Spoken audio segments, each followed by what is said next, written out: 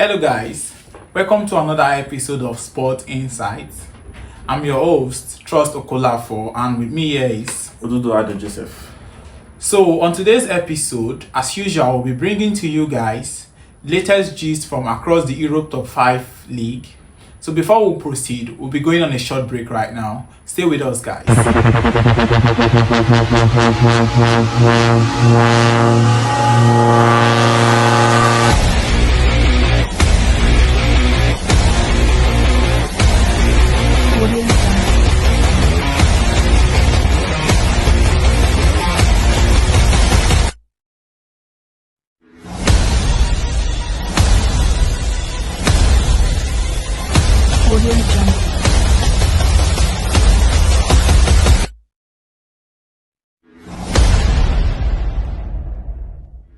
Welcome back guys. So moving forward, last week saw a handful of games that were exciting, games that were captivating, games that kept fans on their toe. And last week we saw Bournemouth a home win to Southampton, Aston Villa 2-2 draw. But one of the major focus on last week EPL game was Manchester United and Tottenham. Remember guys, in our last episode we told you guys that game is going to be a very interesting game, and it did not disappoint. So what can you make of from last weekend's game at Old Trafford? Well, Spurs were as impressive as United were disjointed from the outjust of the Old Trafford. Well, the game was a bit trickish due to the fact that Manchester United were not ready for the defeat at their home, and it took them as a surprise when Spurs won them 3-0. And I also say the red card also was a bit like but before that, taking a closer look on that game, before the red card, United wasn't really mounting pressure on Tottenham. The ball position was on Tottenham's favor. So do you really feel that red card had an impact on the overall game, or would the result have gone the same way it went at the end of full time? No, maybe fortunately, if the red card was not given to Bruno Fernandes, because of I feel Bruno Fernandes is one of their key midfielders in the game. Of course. Without a key midfielder, without an experienced player in the game, they will not be able to make a correct passes, and So I feel the red card is also a big disadvantage in the game. Alright, speaking on that also, don't you feel these United loss can be traced to their coach? Because Man United, if there is one thing that Man United has lacked this season, is consistency and this result. Don't you feel Erik ten Hag is not living up to his expectation in United? And do you feel that now is the time for United to let him go just like that? I feel Manchester United need a new coach. They need a new coaching experience, because I feel they don't understand their coaching style. Because when the players don't understand the style of the coach, they won't play well. And also, I feel Manchester United are never ready to play ball now. So, to our viewers out there, you see, Manchester United has not been a team that is consistent this season. Manchester United has not been a team that is consistent this season. They lack consistency, and one of these things I feel is attributed to Manchester United coach. Because if you look at Manchester United's gameplay this season, the tactical form is really poor in the tactical aspect of Manchester United. You can't be relying on individual brilliance to win a game. It's not in the EPL. It's not in EPL. There's a reason why people regard EPL as one of the top leagues. And so you cannot rely on tactical brilliance, on individual performance all the time to win a game. There should be a place of coach consistency in this. And so that is one thing that Erik ten Hag has been missing in this Manchester United. They lack no play, no aspect of play. This team, you don't know if they are a defense, if is a team that like defending. You don't know if it's a team that play on counter attack. You don't know. You really can't tell the the dynamics of this team, how well they play, their tactics and all that. It is very hard to figure out in this Manchester United, and trust me, that is a very, very bad stuff for a football team. Yeah. Well, Bruno Fernandes saw as Tottenham crossed, misfiring them 3-0 and make their coach in heat, Erik ten Hag, their manager. Yeah, you know, if a player as Bruno Fernandes is a top player, and then you know that every top player at some point in his career requires a good coach to bring the best out of him. There's a reason why you have coaches in team. So having to these people, they don't have coaches that is bringing the best out of them, coaches that is inspiring them, coaches that has something for them to deliver. These people, I just feel like they enter the pitch and they are just on their own. Like, do you feel Manchester United they have the spirit of fear when it comes to playing a big team? Do you feel so? Manchester United as a team, if you check their history, this team that we are talking about is one of the teams that has been dominated EPL for quite some time, and is still in the discussion of the big four in EPL. So having to have that fear, if really that fear exists in that team, you can attribute it to their poor performance. If Manchester United gets a coach and they are on a good performance for 6 games straight, trust me, this team, they will deliver. They have players to do this work. Bruno Fernandes is a brilliant player. We've seen Rashford last season do wonders. You go to their defense. What's it called? Lautaro Martinez is a key player for Argentina.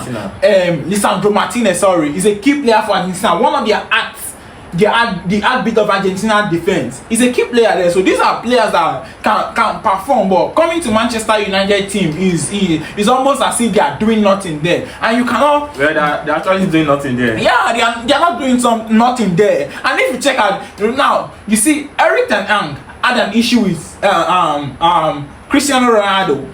Cristiano Ronaldo left that team, went to Al-Nassr, and believe me, Cristiano Ronaldo has been performing in Al-Nassr. He has been performing there. He had an issue with Jadon Sancho.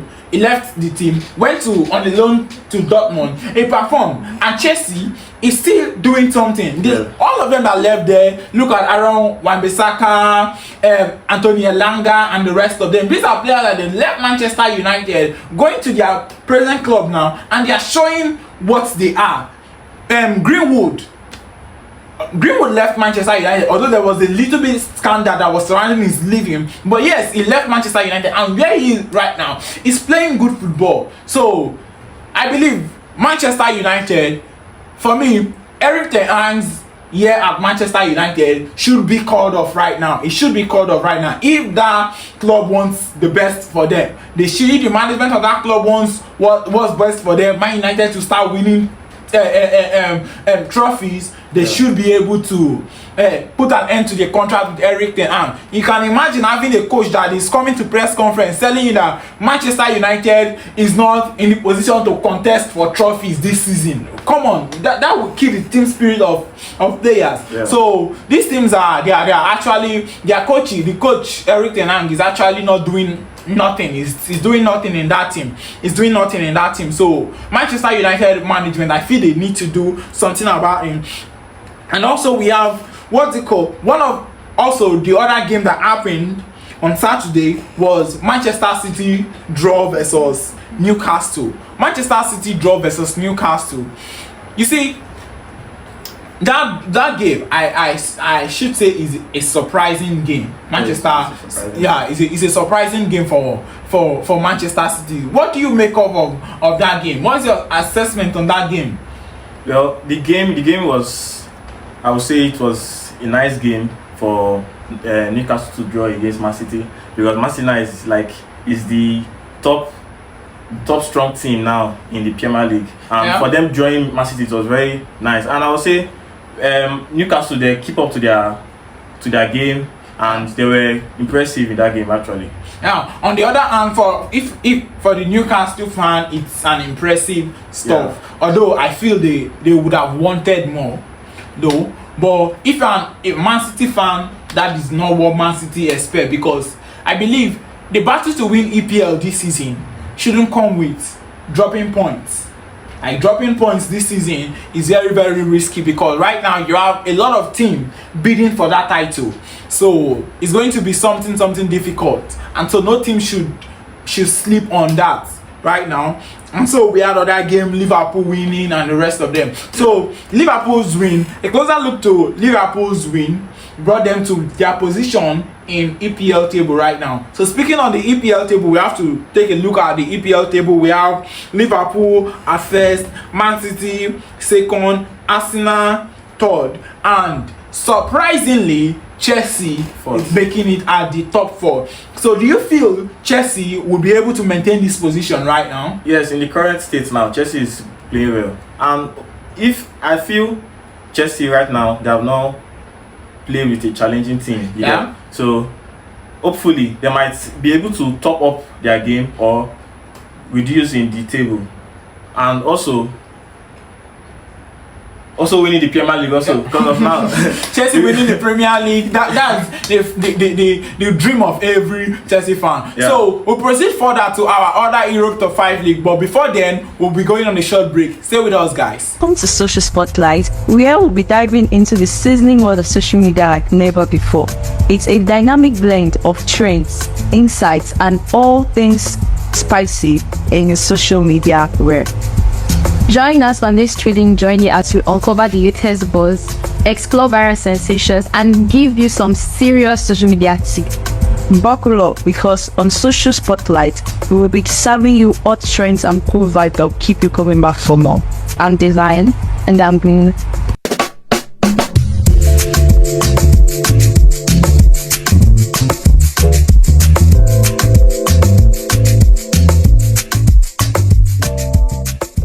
That as a result of the game against Young Boys, yeah. Because Barcelona is having a game versus Young Boys midweek, so I just feel it felt like there is a need to give this team rest and then introduce them later. But what I felt should have been done was that you start your regular first 11 the first half and let your team end the game at first half. If Barcelona was up 3-0 first half, 2-0 first half, you can afford to have these changes. Well, I feel wanted to start something different. Maybe a change might be.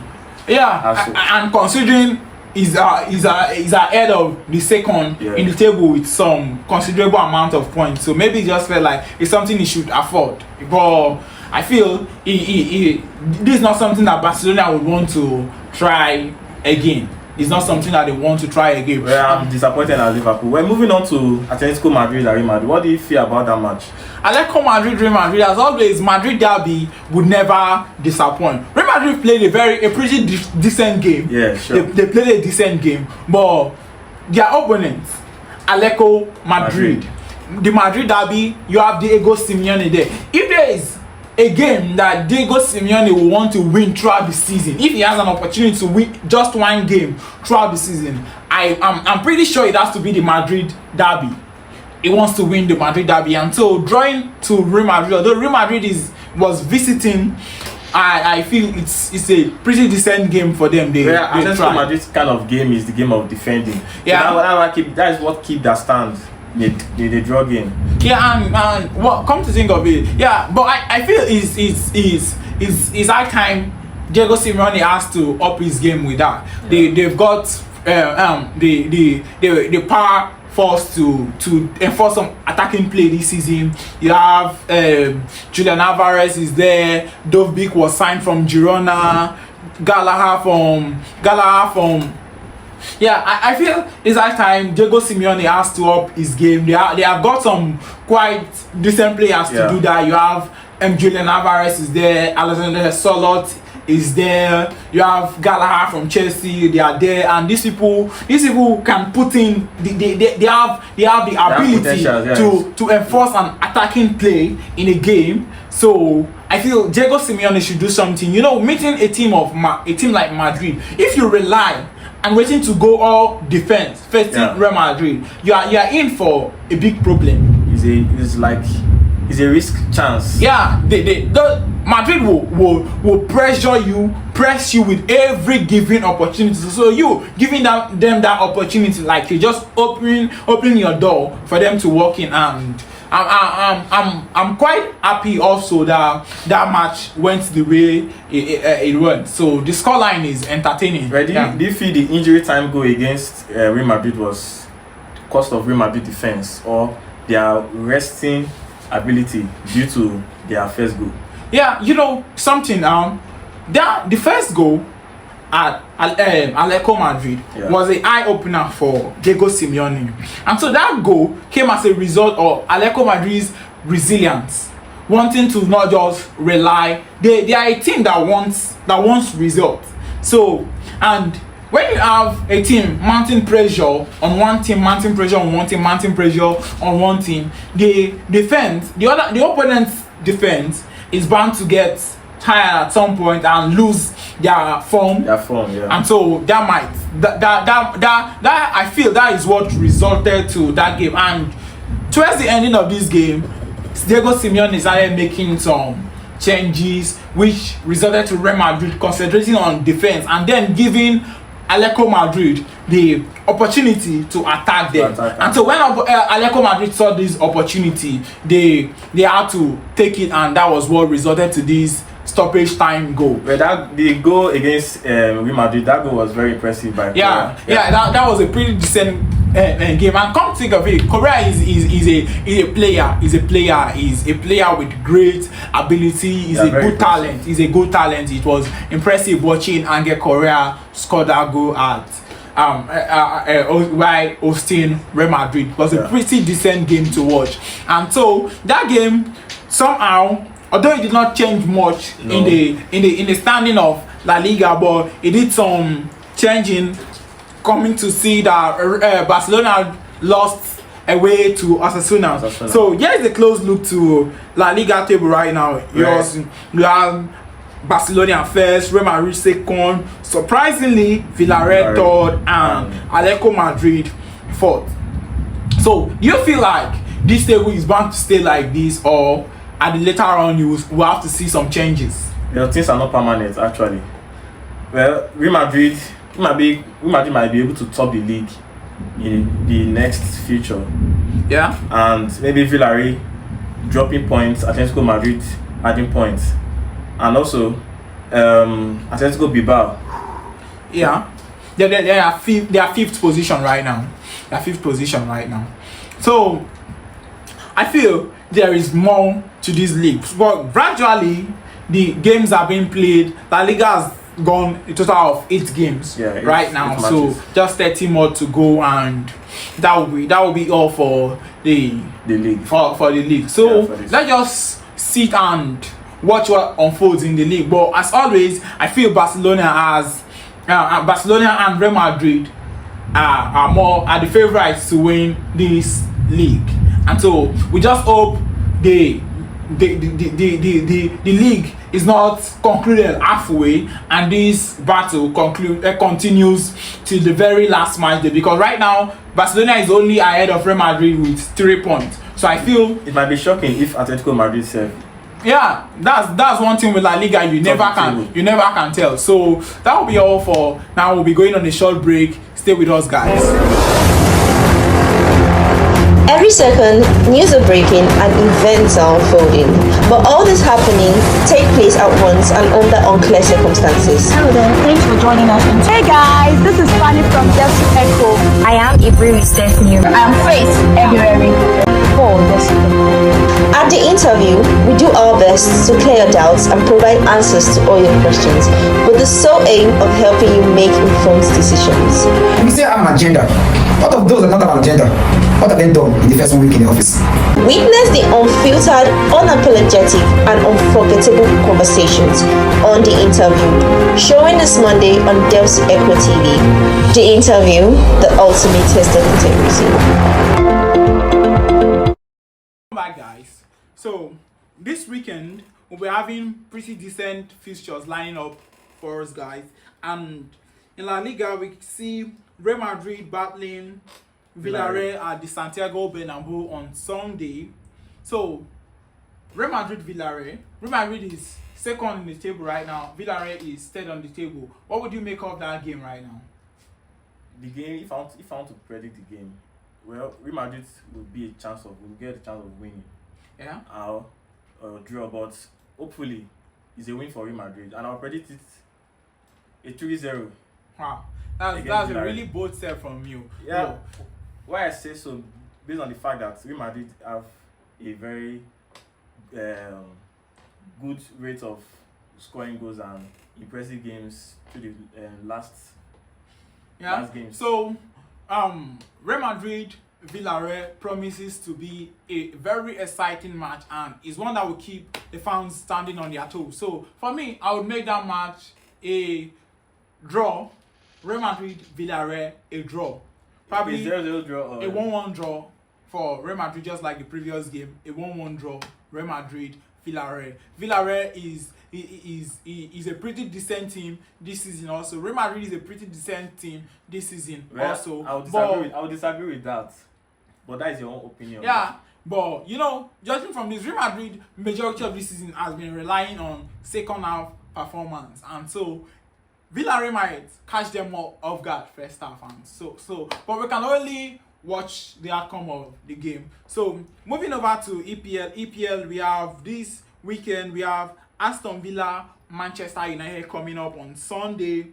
So we also have the league, the title defenders, Manchester City defending their title at Etihad versus Fulham, Arsenal Southampton, and Aston Villa against Manchester United. Yeah, and we have Chelsea Nottingham Forest. But major focus on Aston Villa Manchester United. Aston Villa has been a pretty decent team from coming up from last season. They did great. Manchester United, considering Manchester United form right now, and considering that Manchester United is away to Aston Villa, yeah. What do you feel is what is your prediction for that match? But my prediction would be a win against Manchester United. Yeah. Because if you look at the last game Manchester played, was very poor. Yeah. And Aston Villa is a team that they are very strong in their play. But you know, in football, one thing football has taught us to see is that you cannot judge future games with previous performance though. So there might be a room for some shocker for us this weekend. Hopefully. But let's see how things turn out today. I'll give Aston Villa a 2-0 or a draw against Manchester United. Wow. A 1-1 draw or a 0-0 draw. Alright guys, I know Manchester United fans, they want their team to be on the winning track right again. They want their team to win, perform like the Red Devils we used to know at the era of Sir Alex Ferguson. They want that glory back and the rest of them. But trust me, this is going to be a pretty decent fixture that we need to watch out for, and it's going to be a tough one for Manchester United. Manchester United to win this game is not really likely to happen, but let's see how things happen. For me, I will just give it a 2-1 win for Aston Villa. A 2-1 win for a 2-1 is going to be pretty decent game. So and make the Man U fans smile. Yeah, hopefully the Red Devils will wear a smile on their face. So let's see how things pan out. So that'll be end for now. We hope to meet you guys next week. Stay with us, guys. Bye for now.